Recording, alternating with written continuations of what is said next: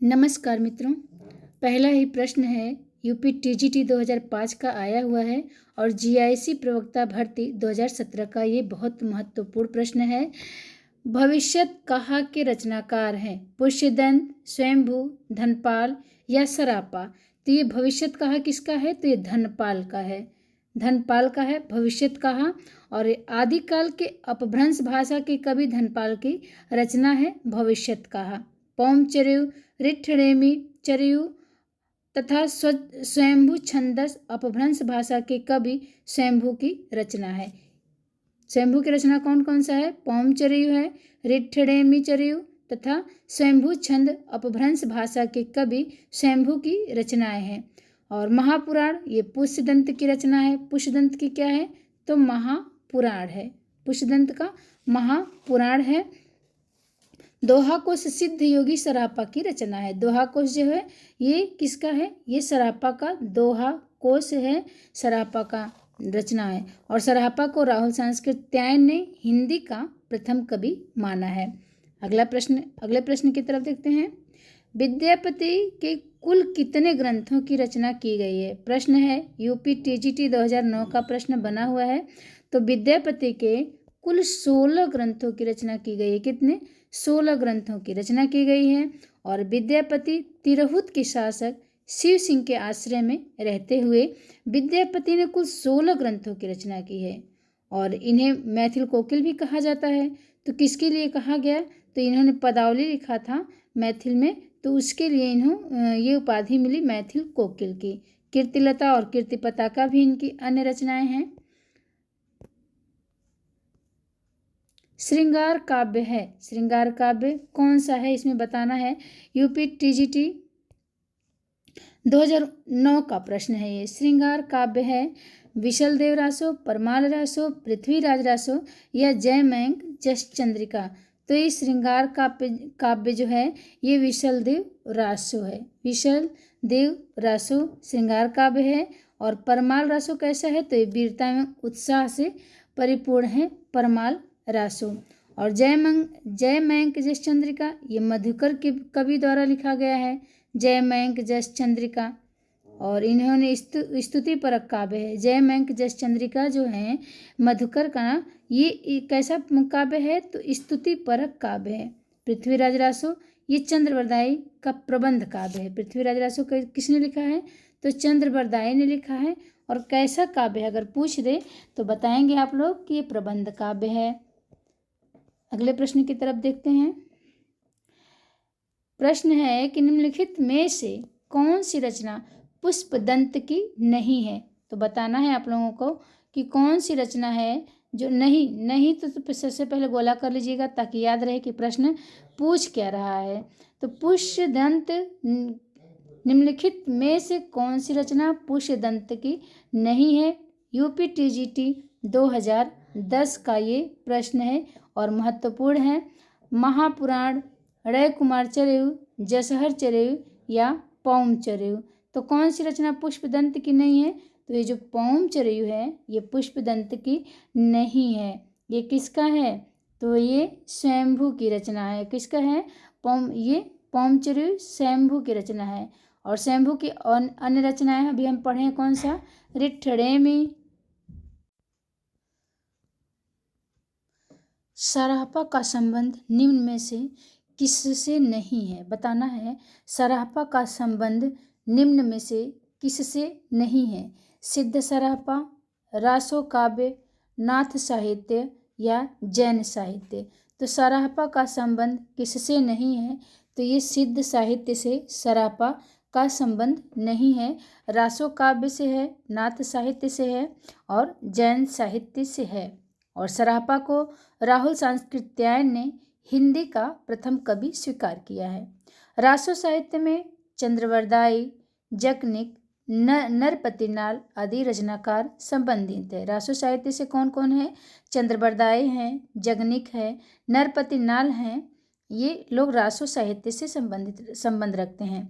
नाथ साहित्य से कौन कौन आते हैं? तो नाथ साहित्य से गोरखनाथ, चरपटनाथ, चौरंगीनाथ आदि कवि संबंधित हैं। तथा जैन साहित्य से शालिभद्र सूरि, जिनदत्त सूरि आचार्य देवसेन, आशगु, विजय सेन सूरि आदि कवि किससे संबंधित हैं? तो ये जैन साहित्य से संबंधित हैं। अगला प्रश्न देखते हैं। निम्न में से कौन शिलांकृत नहीं है? बताना है आपको कि निम्न में से कौन शिलांकृत नहीं है। पाहुड़ दोहा, राउरवेल, प्राकृत पेंगलम या वड़ रत्नाकर। तो कौन सा है जो शिलांकृत नहीं है? तो ये राउल बेल है, ये जो है ये शिलांकृत नहीं है। यूपी टीजीटी 2013 का ये प्रश्न है। और इसके रचयिता कौन है राउल बेल के? तो रोड़ा। कौन है? रोड़ा कवि हैं इसके रचयिता। और ये कब की है? तो ये 10वीं शताब्दी की है। राउल बेल 10वीं शताब्दी के है और गद्य पद्य मिश्रित है। गद्य पद्य मिश्रित चंपू काव्य है ये। इस ग्रंथ की नायिका राउल है। राउल बेल नाम ही है तो नायिका भी राउल है। और राउल बेल से हिंदी की नख सिख वर्णन परंपरा का प्रारंभ होता है। प्रश्न बनता है कि हिंदी की नख सिख वर्णन परंपरा का आरंभ किससे होता है? तो ये राउल बेल से ही हिंदी में नख सिख वर्णन शुरू होता है। अगला प्रश्न देखते हैं। शालिभद्र सूरी की रचना का नाम क्या है? बताना है आपको कि शालिभद्र सूरी की रचना का नाम क्या है। नेमिनाथ, भरतेश्वर, बाहुबली रास, सुमतिगढ़ या जयमंग जस चंद्रिका। ये यूपी टीजीटी 2013 का प्रश्न है। टीजीटी का प्रश्न है और 2013 का प्रश्न है।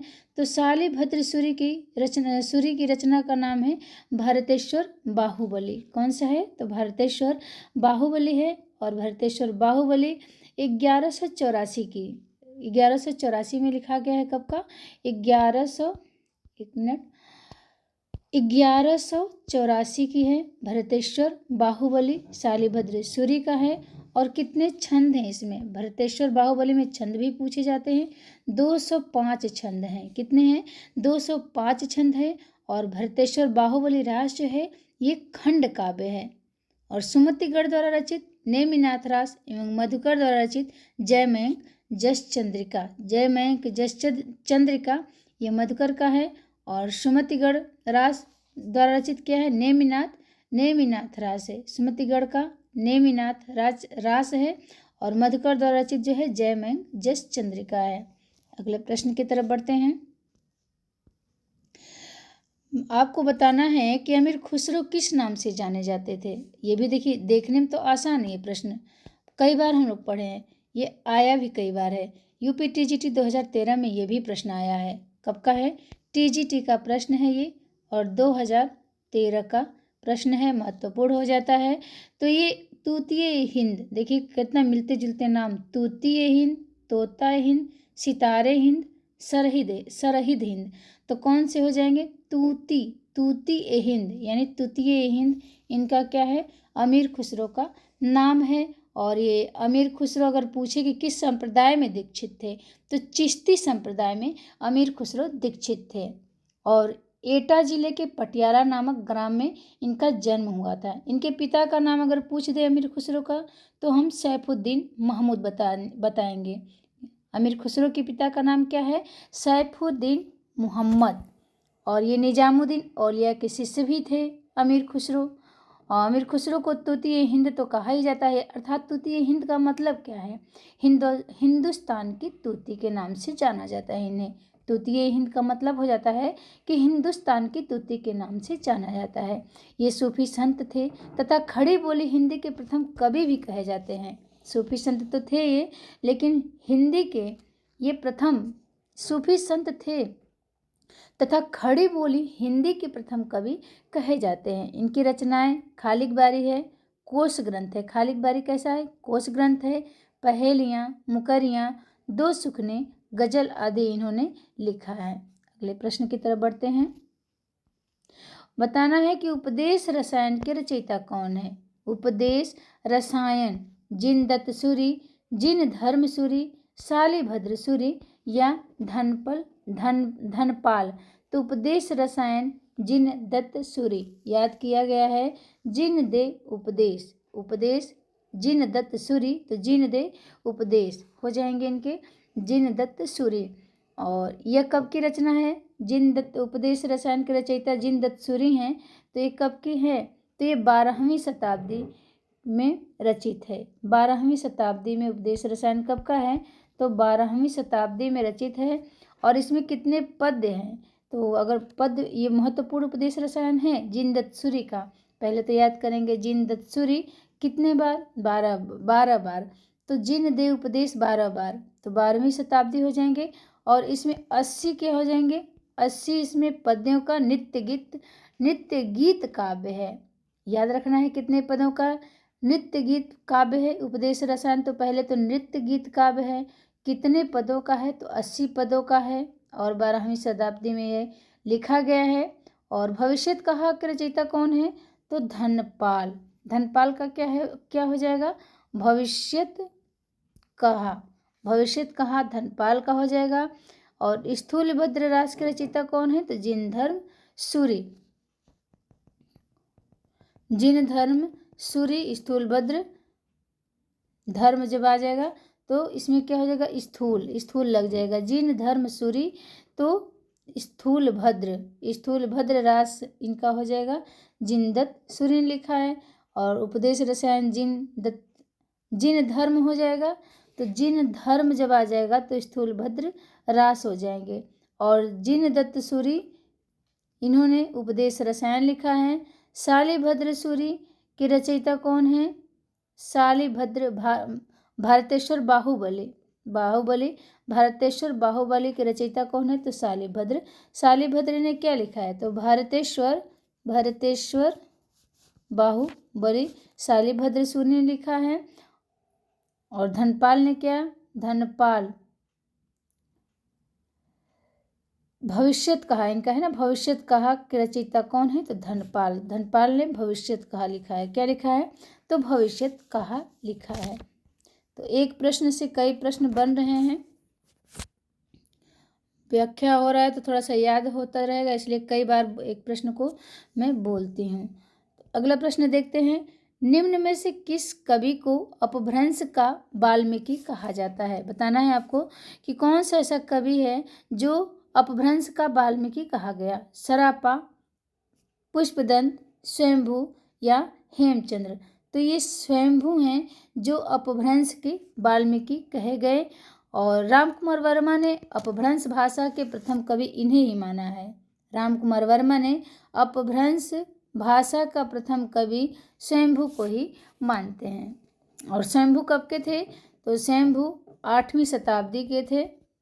स्वयंभू 8वीं शताब्दी के स्वयंभू हैं, यानी 783 ईस्वी के आसपास विद्यमान थे। कौन? स्वयंभू। और इनके 3 ग्रंथ बताए गए हैं स्वयंभू के: पौमचर्यु, रिट्ठडेमीचर्यु तथा स्वयंभू छंदस। पुष्पदंत को हिंदी का भवभूत कहा गया है। पुष्पदंत को क्या कहा गया है? हिंदी का भवभूत। ये पुष्पदंत को कहा गया। हेमचंद्र को प्राकृत का पाणिनि कहा गया है। हेमचंद्र को क्या कहा गया है? पाणिनि। प्राकृत का पाणिनि हेमचंद्र को कहा गया है। और सरापा को हिंदी का प्रथम कवि कहा ही गया है, सरापा। तो अपभ्रंश का वाल्मीकि इसका आंसर हो जाएगा स्वयंभू। स्वयंभू को अपभ्रंश का वाल्मीकि कहा गया है। 8वीं शताब्दी के स्वयंभू हैं, यानी 8वीं शताब्दी 783 ईस्वी। अगले प्रश्न की तरफ बढ़ते हैं। किस कवि को अभिमान मेरु की संज्ञा दी गई है? या अभिमान मेरु नहीं, अभिनव जयदेव नाम से जाना जाता है। किस कवि को अभिनव जयदेव के नाम से जाना जाता है? विद्यापति, भूपति, नरसिंह मेहता या रविदास। तो ये हो जाएंगे विद्यापति। बहुत सी उपाधियाँ इनको मिली हैं। अभिनव जयदेव भी इनको कहा गया है। और तिरहुत के राजा जो थे शिव सिंह ने इन्हें नाम दिया था। यह उपाधि जो था अभिनव जयदेव को किसने दिया था? प्रश्न बन सकता है कि अभिनव जयदेव की उपाधि इनको विद्यापति को किसने दिया था?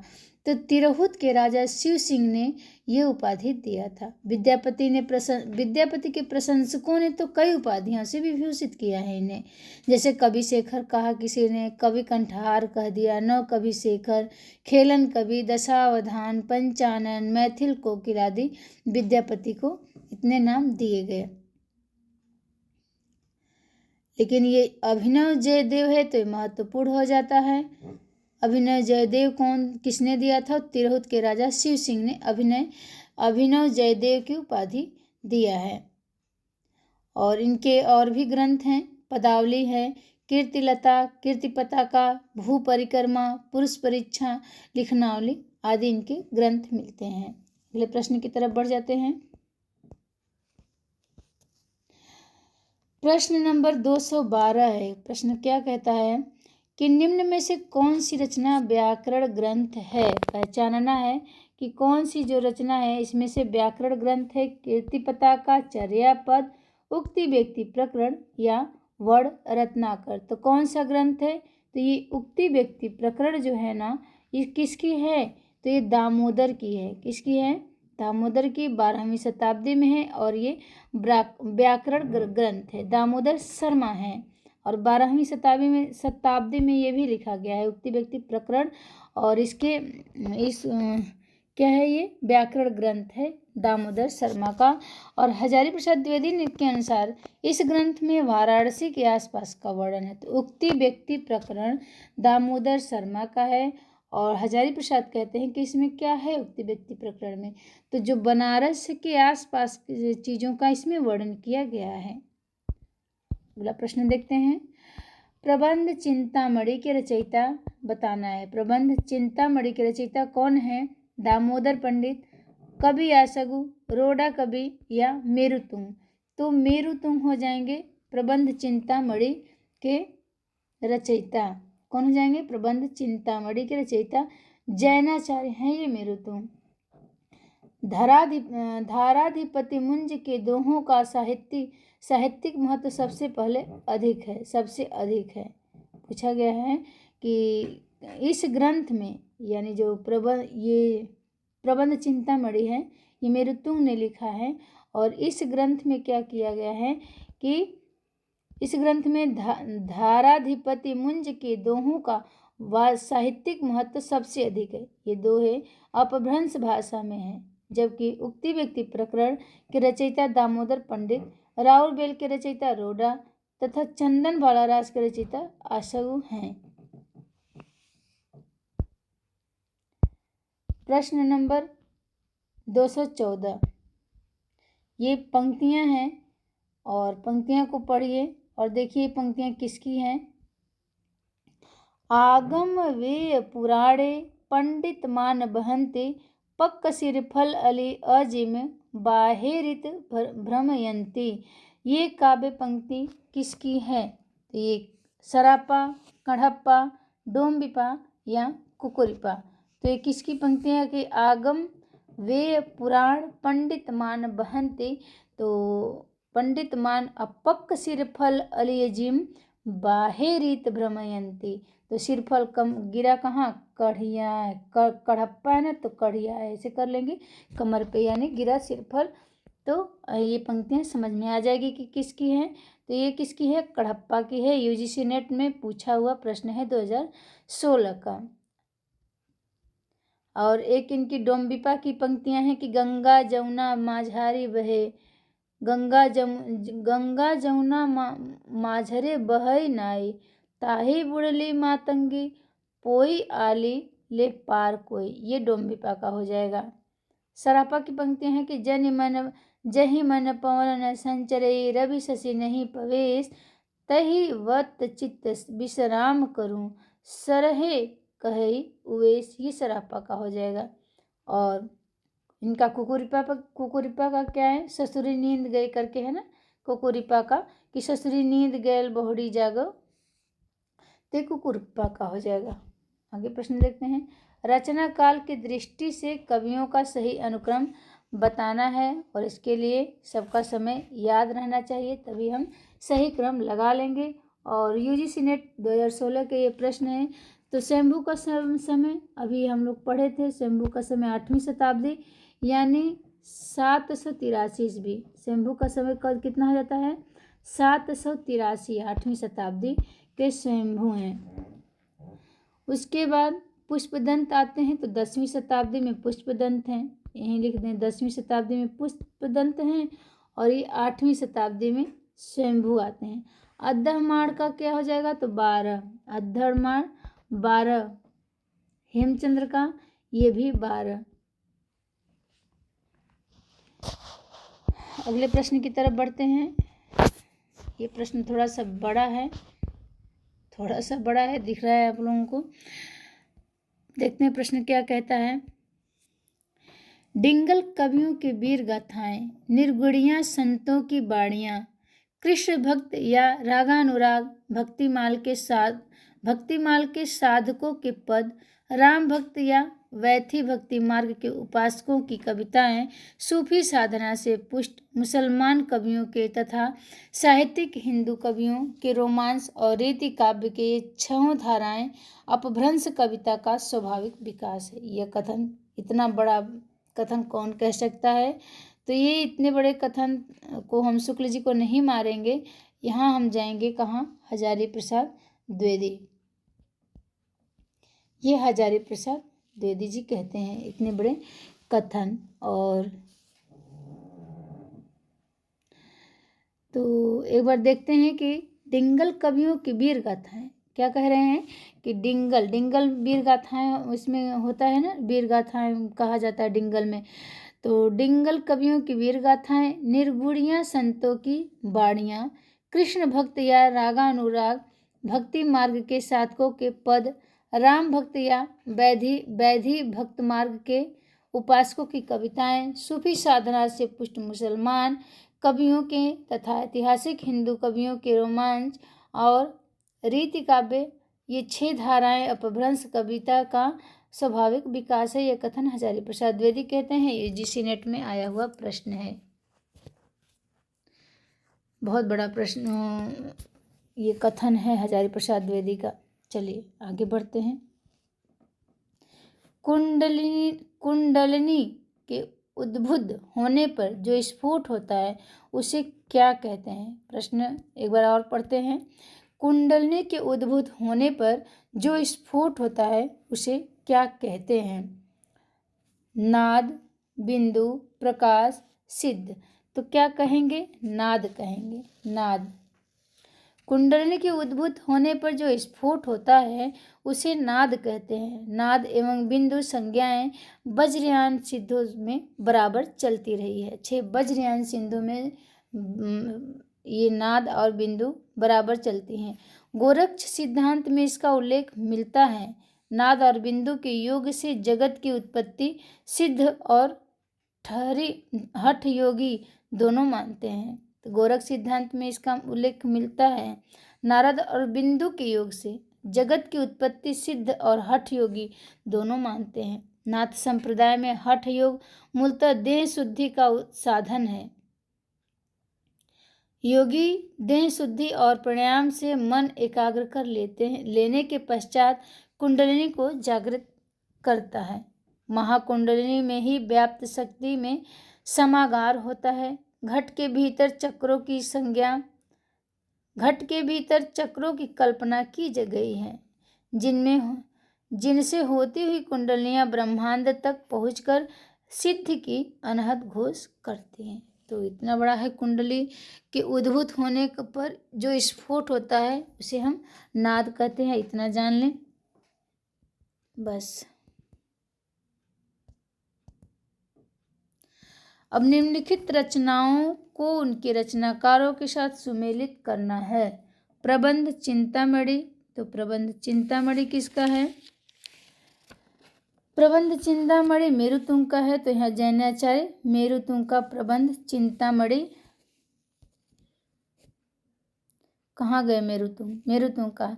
रणमल छंद ये किसका है? तो ये श्रीधर का, रणमल छंद श्रीधर का है और 1554 का है। कब का है? 1454 का रणमल छंद है, 1454। और जयप्रकाश ये भट्ट केदार का है, जयप्रकाश, जय क्या है? जयचंद प्रकाश इसमें दिया है, जयचंद प्रकाश ही होगा भट्ट केदार का, जयचंद प्रकाश। और जय मयंक जसचंद्रिका ये मधुकर का हो जाएगा। तो ठीक है, आगे देखते हैं प्रश्न नंबर 219। पुरुष परीक्षा किस कवि की रचना है? पुरुष परीक्षा किस कवि की रचना है? ज्योतिषवर ठाकुर, गोरखनाथ, विद्यापति, आचार्य देवसेन। तो ये विद्यापति हैं जो पुरुष परीक्षा लिखे हुए हैं। और संस्कृत भाषा में इन्होंने संस्कृत भाषा में विद्यापति की रचनाएं जो है शैव सर्वस्व सार, गंगा वाक्यावली, दुर्गा भक्त तरंगिणी, भू परिक्रमा, दान वाक्यावली, विभाग सार, लिखनावली या गय पत्तलक, वर्णकृत्य इत्यादि। अभट्ट में तो 2 ही लिखा है इन्होंने, कीर्तिलता और कीर्ति पताका। मैथिल में भी 2 ही है, पदावली है और गोरक्ष विजय है। देवसेन के ग्रंथ कौन कौन से हैं? तो इनके हम लोगों ने पढ़ा था श्रावकाचार, नय चक्र, दर्शन सार, भाव संग्रह, आराधना सार, तत्व सार तथा सायोधम दोहा।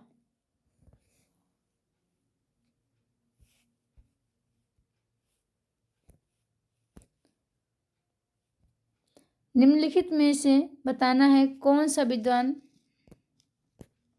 निम्नलिखित में से कौन सा विद्वान पृथ्वीराज रासो को सर्वथा अप्रमाणिक ग्रंथ मानने वालों में शामिल नहीं है?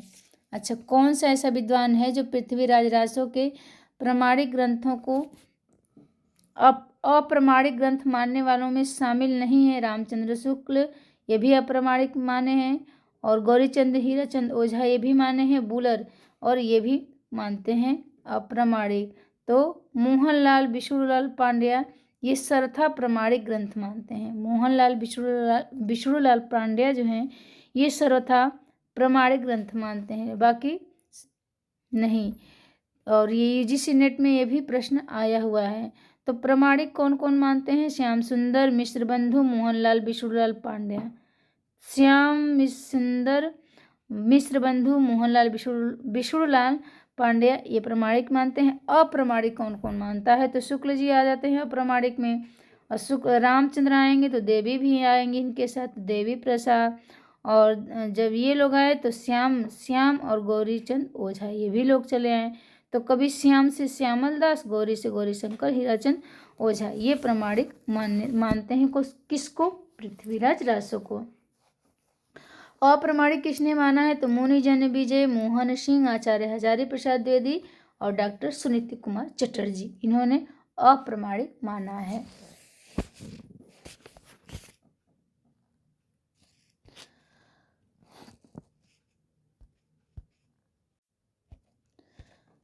देखते हैं आज का अंतिम प्रश्न है क्या? सुमेलित करना है राउल बेल को, सुमेलित करना है। राउल बेल किसका है? रोडा कवि का है ना, राउल बेल रोडा कवि का है। खुमार रासो किसका है? तो खुमार रासो दलपति विजय का, खुमार रासो है दलपति विजय का है। फिर है चंदन बाला रास, ये तो आसगु की हो जाएगी चंदन बाला रास। योगचर्या डोम्भिपा का हो जाएगा, किसका? डोम्भिपा का हो जाएगा योगचर्या।